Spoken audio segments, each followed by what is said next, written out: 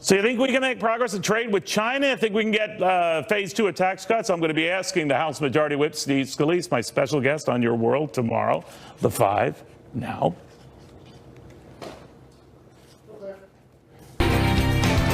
Hello, everybody. I'm Jesse Waters, along with Kimberly, Juan, Dana, and Greg. It's 5 o'clock in New York City, and this is the 5.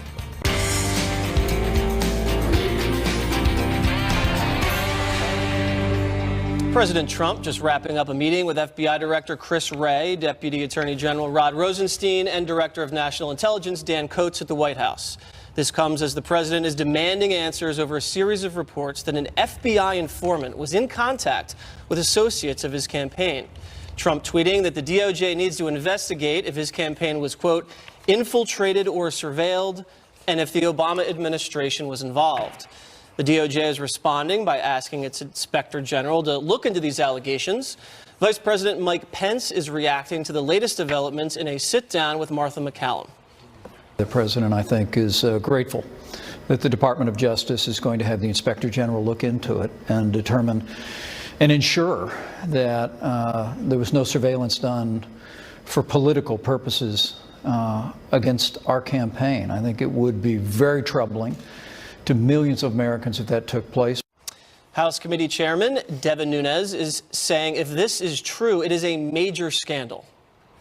If they ran a spy ring or an informant ring and they were paying people within the Trump campaign, if any of that is true, that is an absolute red line. You can't do this to political campaigns.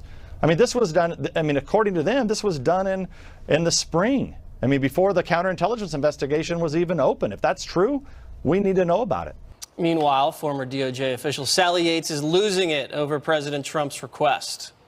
I think what we're seeing here is the president has just taken his all-out assault on the rule of law to a new level. Mm-hmm. And this time he is ordering up an investigation of the investigators who are examining his own campaign. You know, that's really shocking. All right, so you'd expect people from the Obama administration to say things like that. Former CIA Director John Brennan also lashed out on Twitter. But if this information is correct, Kimberly, how devastating would it be for our intelligence agencies? You know, it's quite disconcerting, isn't it, when you think about that? If there's actually an active spy operation within a campaign, you would hope that if they thought that there was something that was at risk, you know, with respect to Russian intelligence, that they would in fact go to candidate Trump at the time or some official within the campaign and say, listen, we have some information and belief that perhaps your campaign could have an issue and someone could try to get involved or try to get intelligence from you, etc. But that didn't happen. So it sort of just really belies the truth, the accuracy of it. And then you saw the New York Times sort of preempt, put this out there in advance of the IG report, which is expected to be quite damning, right? So they put this out. They say, well, this is why we were doing it. We were looking out for you. We're looking to protect you. But it just doesn't ring true, does it? Because it just seems, why wouldn't you be transparent and tell them instead of sort of trying to catch or entrap or do something like that? Why? The FBI's job is not to spy on, you know, campaigns or place somebody within an organization like that. It's just simply completely out of bounds. Right. Comey said he was suspicious in the spring of 2016, decided not to inform the campaign in the spring that Russians might be up to something. And then they looked at Papadopoulos, I think in July or August, Greg, and they didn't even interview him until January. They waited 6 months. Why not, if Papadopoulos had heard something, why not just ask him straight up what's going on? Well, first, the more that they keep trying to find collusion, the more they find Democrats. And this scandal, or this pseudo-scandal, whatever it turns out to be, is actually easier to explain to the American public than all of the other collusion stuff. They sent an informant in to trap Trump. It's easier to explain. I love the media explanation for this. We only sent this informant in there to protect Donald Trump. We were spying on you as a favor. That's like saying, I'm stalking you as a favor. I stole your car so no one else would steal your car. Yeah. It's actually the plot of National Treasure, when Nicolas Cage stole the Declaration of Independence. So Sean Bean's gang wouldn't take it. I get that as a movie, but here it's a bit absurd. So why did this happen? Why did Brennan, if it was Brennan, why did they do this setup? Why did they set the trap? I believe that they thought that they were doing God's work, that they were energized by the frantic alarmist media about Trump, of which I include myself in it. Because I was every bit as worried about Trump as anybody during the campaign. So I have to say that I'm part of that alarmist media. I think if you watch the news and you're part of the news and you were part of the government, you convinced yourself that if Trump became president, the country was in peril. And therefore, doing something like this, which was illegal, is actually patriotic. Well, that's what Strzok himself texted. Yeah, he said yeah. we need to save the country from a Trump But presidency. then now they're wrong. I admit I was wrong, so they got to admit they're wrong. They might have to go to jail. Yeah, you're making more money than usual, so thank you, Donald Trump and the Trump economy. Oh, my, see how he turns that? It's unbelievable. Dana, now that the president has asked the DOJ to do this, flipping the script essentially, what will this do to the Mueller investigation? Does this hasten the end of it? Does this elongate it? How do you see it going I don't know. now? I saw Chris Christie doing an interview today where he said that he's given President Trump a lot of advice, and that he said that he tells them there are ways to shorten this investigation and ways to make it longer, and that so far President Trump has taken every step to make it longer. So I don't know, and I don't know if when Rudy Giuliani said this weekend that Mueller told me it'll be wrapped up by September 1st. I'm like, well, I don't even know if I would say that, because do you want it to hang out this whole summer? And I am willing to believe that the Obama team had done this, right? That they were politically motivated. But all of these things of if it's true, reminds me of they wiretapped me at Trump Tower, which turns out not to have been the case. I guess we don't know. I mean, unless maybe in the whole investigation we find out that somebody on the campaign did have a wiretap or something I at think some Manafort point. had an apartment at Trump Tower. Well, then maybe they shouldn't have hired Manafort. I think that they probably regret everybody that agrees with now. that, yeah. I'm one that is willing to wait for the evidence, and I think if the Inspector General, who everyone seems to admire, at least so far, until they say something that he doesn't like, okay, that everyone thinks that he's doing a pretty good job. We're waiting for the report that he has on Hillary Clinton's emails. It should come out any day now, maybe within the hour. I do think that the Hillary Clinton team has a right to be somewhat mad. That their position is, you mean to tell me that the FBI was willing to go out on the record with the director to say that I was being investigated if I'm Hillary Clinton? And meanwhile, they played down New York Times inquiries about the Trump team being under investigation for Russian collusion. Yeah, And I don't think they thought Trump was going to win. Well, I just who, the FBI or Hillary? No, FBI. to that point, I think FBI, Hillary should be upset that the government didn't send a spy into her campaign to protect her. That's sexism. You say you're not going to win Michigan? Wait. That's so sexist. Protect her from herself. Exactly. That's She had the what email campaigning. issue. According to the media, Greg, it was not a spy, it was just an informant, right, Wong? That's true. Just an informant. It was. And also, I mean, just to set the record straight, because President Trump said embedded, there was nobody embedded in the campaign. This guy is a professor somewhere in Britain, and what he did was he came into contact with 3 officials, 3 of whom had already previously been implicated in terms of connections to Russia. Well, we heard it was 4 officials. Well, okay, I'll go with 3. I'll go with Carter Page. I'll go with George Papadopoulos, right? And who's the other 2? Flynn and Manafort. No, I mean, no. There was another one. Okay, All right, either wait. way, embedded, and you talk to 4 campaign people, Sam. it's a lot. Clovis, yeah. Oh, Sam Clovis. That's the other one. Thank you. No, but the point is nobody was embedded. And so what you have is a legitimate investigation to the idea that Russia is interfering in an American election. And they don't launch, by the way, a criminal investigation. They do a counterintelligence investigation. Exactly.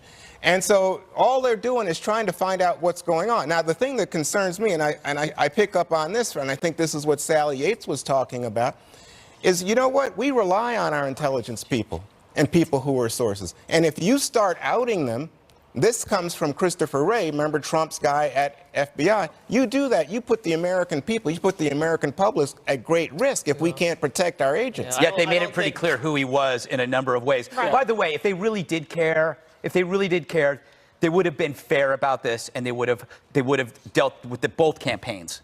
Now they're saying now, oh, the Russians were more interested in Trump, but that's convenient now that everybody finds out that you've been putting spies. Wait a minute. They should have Everybody has said, right? Everybody from the bipartisan Senate committee has said Russia wanted Donald Trump to win.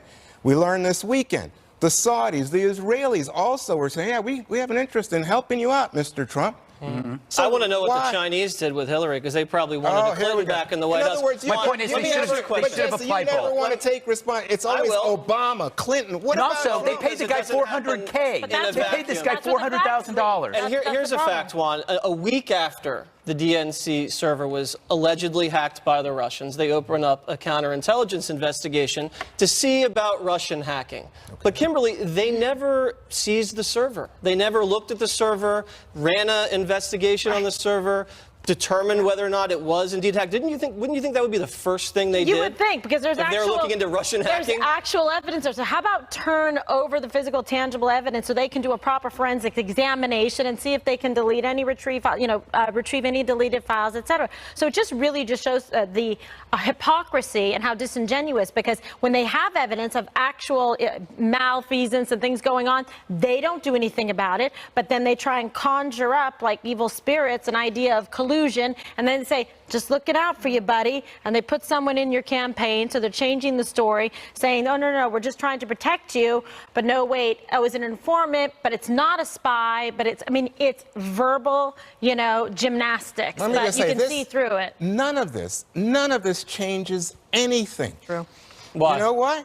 You don't think, Juan? I don't think it changes a bit. So we still are dealing with the idea that Russians tried to interfere in a campaign. We're still waiting to find out what Mueller has. And what we have is the president and his aides throwing this up. And everybody says, well, now the president says this. Maybe that was wrong. Maybe we don't know what's going on. It wasn't the president's aide that threw this up. This was a leak from No. people in the intelligence community, in the New York Times, in the Washington Post, to get out ahead of this, because this was all coming out. And I'll tell you why there's I suspicion. tell you what the president is. The president is, I hereby order my own Justice Department. Sure. Now the Justice Department's a political tool of the White House. It was not political under Barack Obama. No. And there's suspicion, Oh, here we Juan, go again. because under the Obama administration, AP reporters and Fox News reporters were looked into. Congress was surveilled. Yes. Foreign leaders were surveilled. Oh, and why now was all of a that? sudden an opposing campaign is surveilled, and everyone's saying, oh, you know what? let me Just get trying this to straight. protect them. Oh, let's No go back problem. on the record since you bring this up. What was that about? Much to my chagrin, because I didn't like it. But you know what they were after? Leaks. Leaks from the White House and the administration. Juan. And this is exactly what Trump complains about, Sure. leaks. And so they crack down on reporters in ways Juan. that I don't think is legit, but that's what Everything that's what the it was left about. has said about this has been wrong. They said McCabe doesn't leak, Oh, my Comey gosh. doesn't leak, no one was surveilled, Hillary didn't pay for the dossier, there was no spying, there was no one in the campaign. Everything turned out to be wrong. Jesse, you know what it is? We are at the last call at the collusion bar and grill. And the media and Democrats are trying to figure out what to do next. All right, they're trying to shots, pivot. everybody. Here Yes. we go. The gun control debate heats up after Friday's school shooting in Texas. Details up next. Always feel like somebody's watching me, and I have no privacy. Oh, I always feel like somebody's watching me. Tell me, is it just me?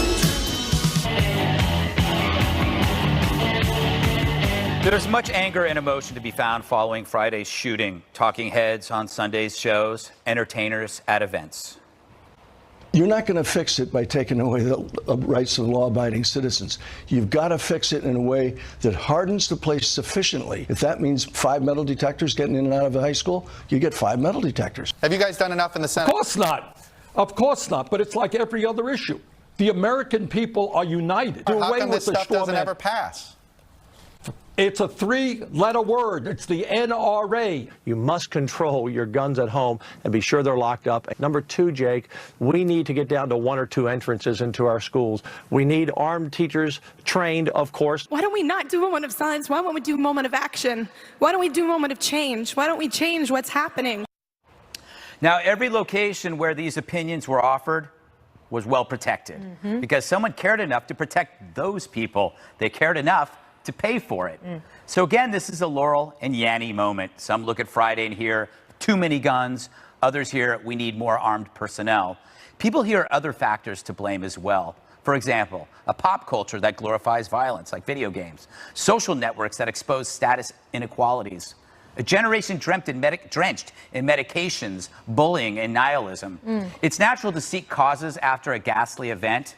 But meanwhile, according to recent research, shootings involving students have been declining since the 90s. It's weird because, if anything, it feels like the opposite is the case. It leaves you scratching your head without alleviating any pain for the victims' families. So the only thing certain is uncertainty, except when it comes to us, the media.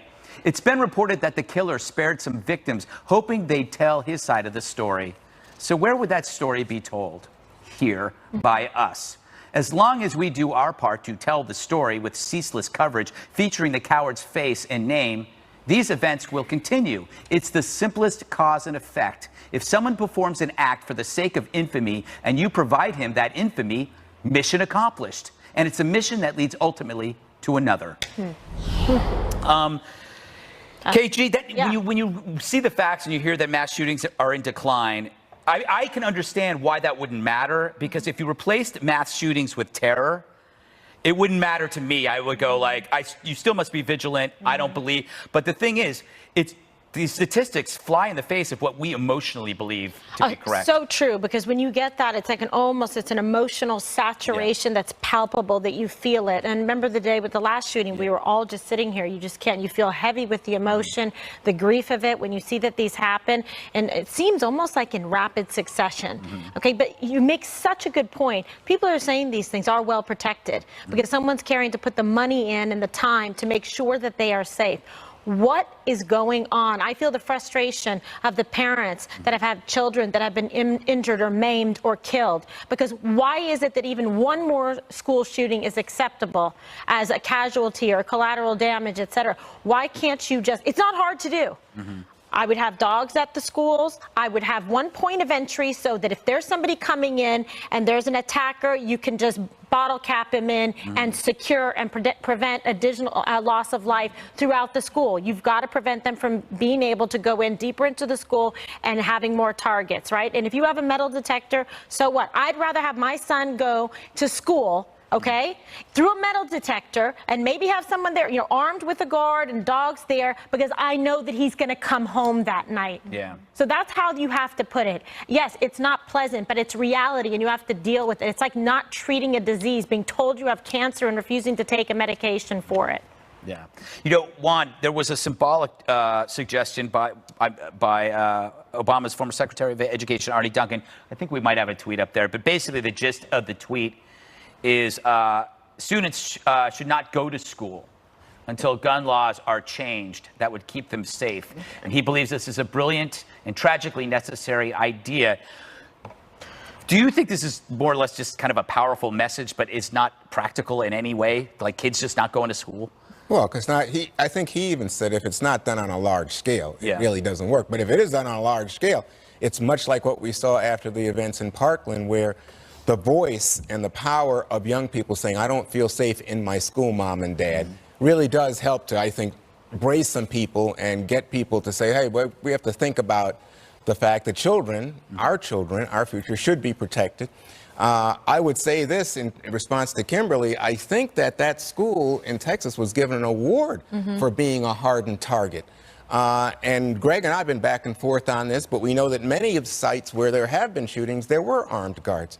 The key for me here is that... I think there were 3. Right. No, I think there's more than that. 3. But the point that I would... Do they have metal detectors and do they make sure that's one point of entry? No. But my point is, look, we're all looking for everything. People talk about folks with mental health issues. True. They talk about, oh, this guy is a bad guy. He was a gang member or something, whatever, or he had a grudge or he was stalking. The fact is there's just too many guns in the country. And then you say, oh, but now in media places or government offices, we pay to protect people. Well, why don't we say, hey, as Americans, boy, more than one gun for every person, and this kid gets his dad's guns, or the guy in Connecticut, but Juan, got his mom's guns. You were going so forward to practical solutions, and then you go back to the too many guns thing. That's where you start. Oh, you mean it's impractical to talk about guns? No, it's impractical to say, when you just say there's too many guns, that is a blanket statement that doesn't apply, imagine if you didn't go to school because there's too many guns. Right. Like you will never go to school again. Yeah, exactly. So the practical, all the things that Kimberly suggested, let's just say that maybe if there was a way to have a compromise, what Juan is suggesting is there's too many guns, we got to get rid of the guns. Yeah. But in the meantime, if you want your children to be safe at schools, all the things that Kimberly laid out would make sense. Exactly. And there are ways to civilly tag people who are unstable by teachers and officials, which is actually taking guns away. Jesse.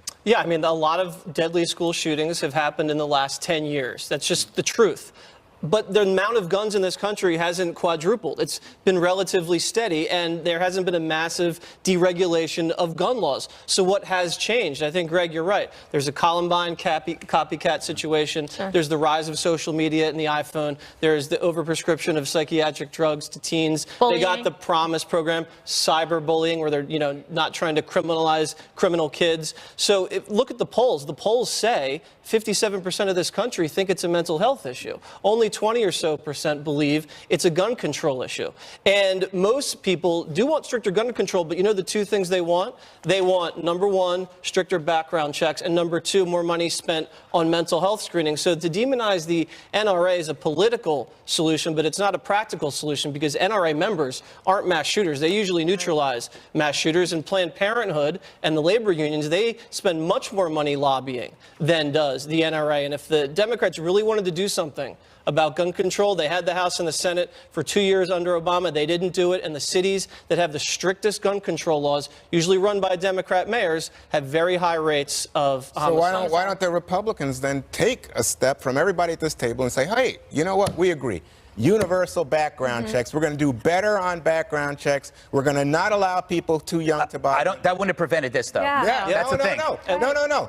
The idea is not, you can't say, you can always say it wouldn't have prevented this one, but we can do better. But we always agree on stovetop information. All the information that we have coming in on a student, put it all together in a database. All right, we got to move on. Big surprise, Hillary Clinton and other key Democrats get political during commencement addresses this weekend.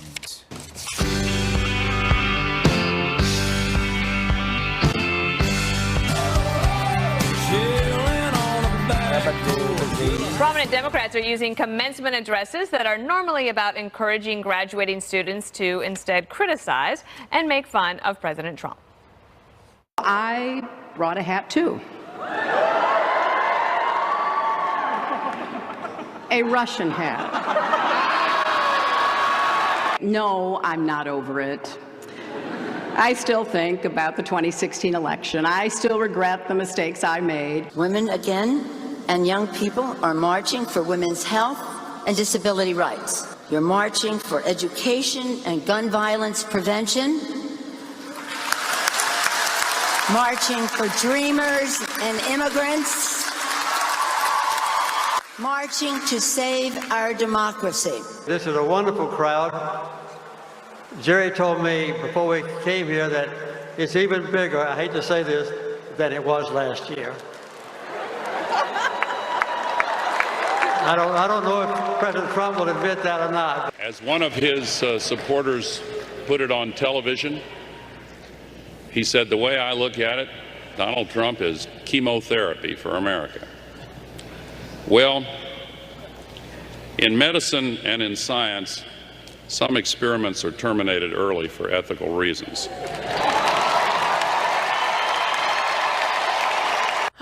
Yeesh. Come on. Greg, I want to play Hillary Clinton's one more time and have you tell us what she could have done better to get a more, to have a better laugh. Let's watch. Do we have a that? hat, too. A Russian hat.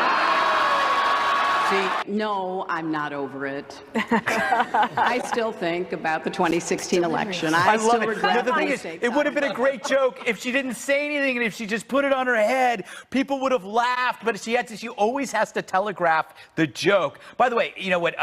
This is like when you're on the way out as a student. It's a last chance for them to pelt you with liberal garbage. It's like, before you enter the real world, and none of our advice we're going to give you is actually going to help, but here's a final scoop of nonsense to carry with you. Anyway, do you know that Hillary's agony tour right now is entering its second year, so it's officially lasted longer than her campaign. Her agony tour is longer than her campaign. And lastly, I love these addresses because they complain that the country is under attack and their activism is being suppressed, their voice is being suppressed. But you've never seen more expression in your life. No one is stopping them. There's been more activism and more emotion under Trump than anything. They should be thanking him. I did think it was strange watching Al Gore in that speech. I understand, I guess, he must go after President Trump. But after the 2000 recount, in January 2001, he did not go on a grievance tour in any way. He actually really did help the country, calm down and move on. It was the only way Gore did help the country, by leaving. I just feel sorry for the students that had to listen to Al Gore do a commencement. It must have been the most boring thing of all time. Ever. I actually had his running mate, Joe Lieberman, as my speaker, which I thought was boring until I heard Al Gore speak. Hillary, breaking news, Hillary, she says she still thinks about the 2016 election and she's not over it. Wow, we couldn't realize that already, Hillary. Nancy Pelosi says we have to save our democracy. Nancy, it's a republic. She fails that. Jimmy Carter, I thought was actually pretty funny. But I think the way to do a commencement, and I am available, I'm much more electric than these has-beens. The way to do a commencement is be short and sweet because everybody's really hungover and they just want to get out. And then just say a story and a few points that people can then take to the real world. But it's better to graduate in the Trump economy, I would say, than the Obama economy. Juan, when you give commencement speeches, since you're actually the one who gets invited, Jesse's mad. do you inspire or do you try to use it to like make some sort of news point, like to get on the news? You never do that. No one would ever have a speech of you doing that. Why do they do it? I don't know what other people do, but I don't do it because I think that the reason that you're there, one is to congratulate the graduates, their parents, their grandparents. I mean, a lot of people and have inspire. And a lot of people make a great deal of sacrifice to have not only to pay bills but to encourage those young people. So I really am into that and the whole family aspect of it.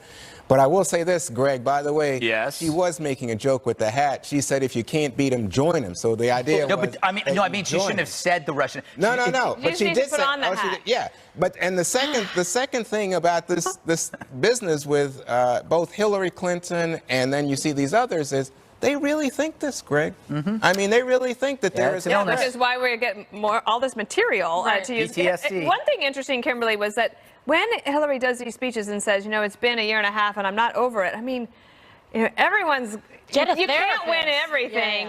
What kind of an example is that setting? Yeah, it's not a winning example, I'll tell you this so much. And then she's obviously not good at the jokes, poor thing. But when she put the Russian hat on, all I saw was like, oh yeah, uranium won. Yeah, right? So, the Clintons, like more, and look at the Clinton Foundation, that's like going down the tubes. They're not getting any money, so they're just almost out of business. And she's doing these type of things. It's actually hurting the Democrats. Like Doug Schoen was on with Varney and he was like, listen, they just want her to go away because it's actually hurting their chances of like retaking the House or trying to retake the Oval, going forward. And probably the rest of them that are candidates that want to get their Let's Line 16 up on the stage for the Democrats are like, and maybe we can do it tomorrow, but there's a story about Bernie Sanders and how his whole thing is kind of like falling apart. Not him, but his organization, the revolution, as they call it. All right, new backlash after a writer's controversial joke about MS-13 gangs and Republicans. Up next.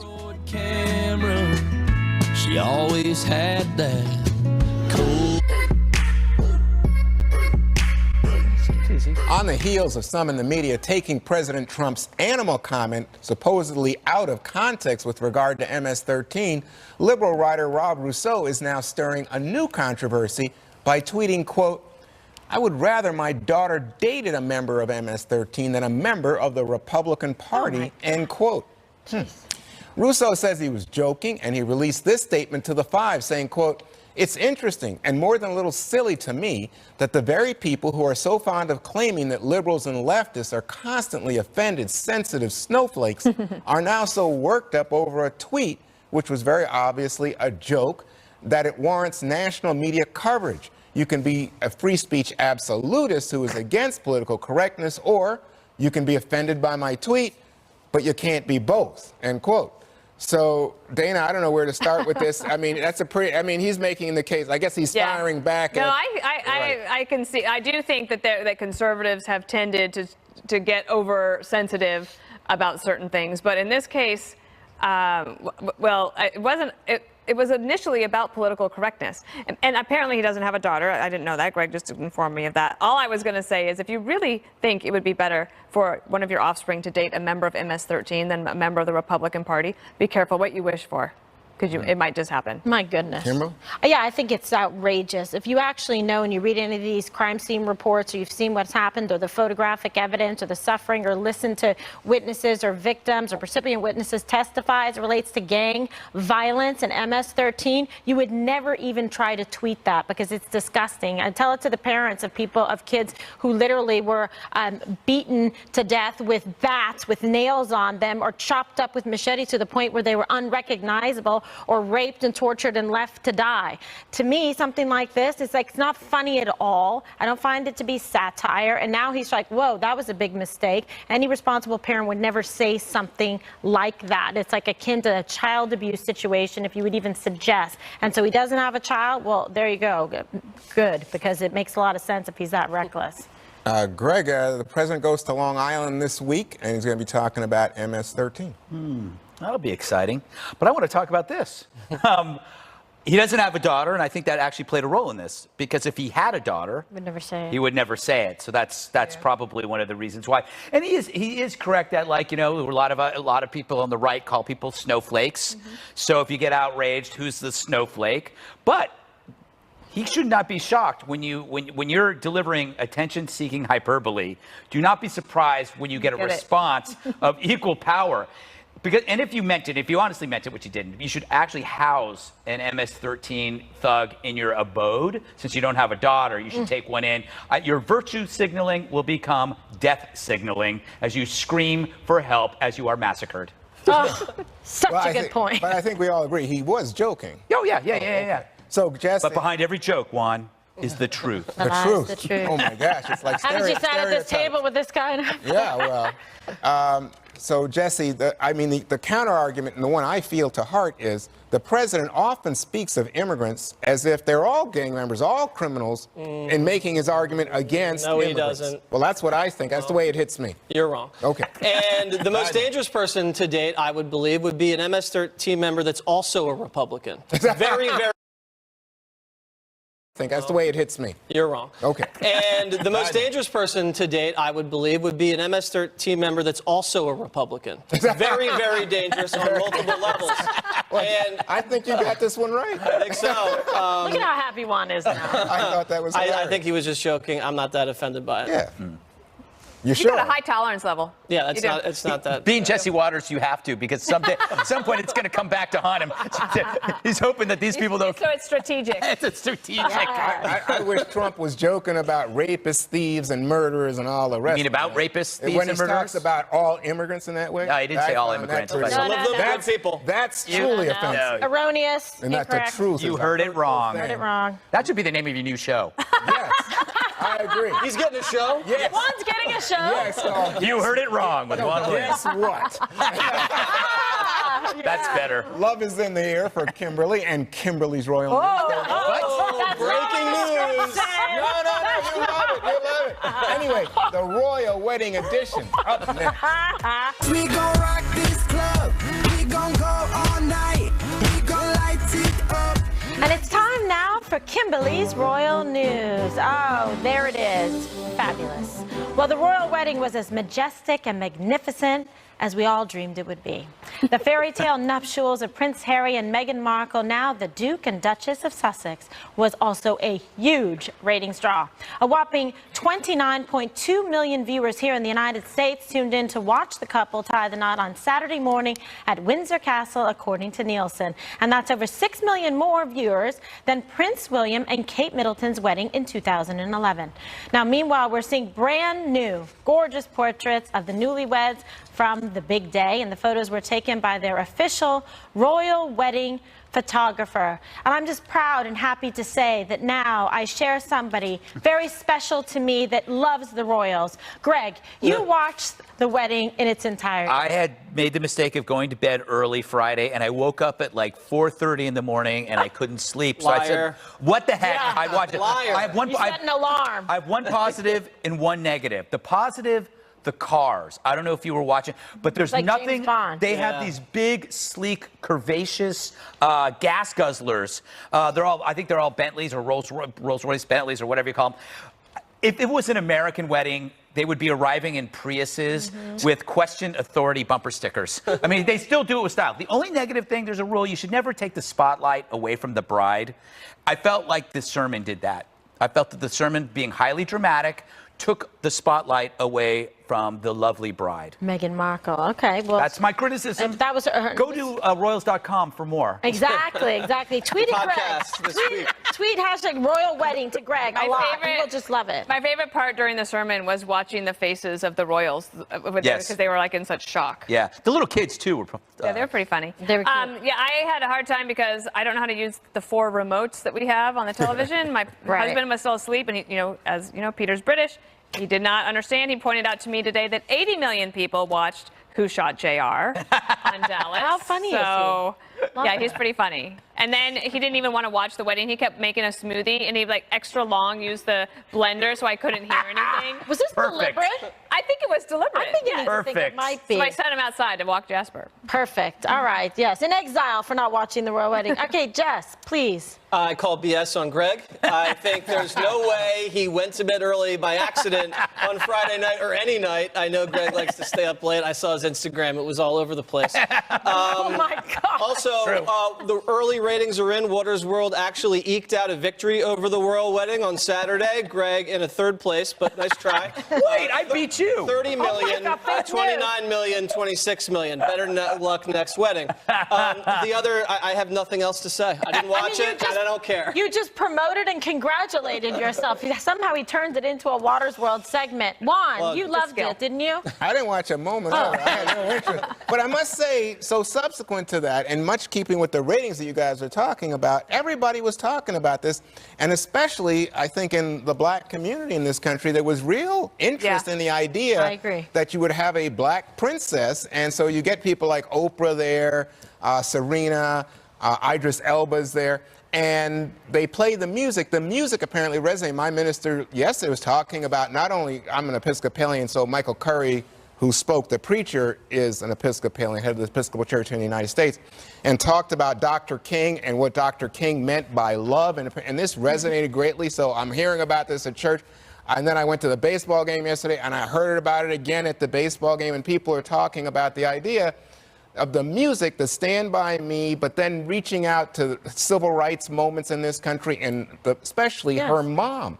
That her mom was such a presence, a dignified presence, and an addition to the House of Windsor. So the House of Windsor, as opposed to some people, especially around here, who are reluctant to embrace the idea of diversity, inclusion as a threat. Way to politicize I the know. You got to put I know identity politics into Yes. the royal wedding. No. Identity politics thwarted by somebody who demonstrated the importance of inclusion. Oh, my goodness. All right, I'd like to do a tease. We'll be doing our 23andMe results coming up soon, and perhaps Kimberly has more in common with the royals and the new Duchess than you think.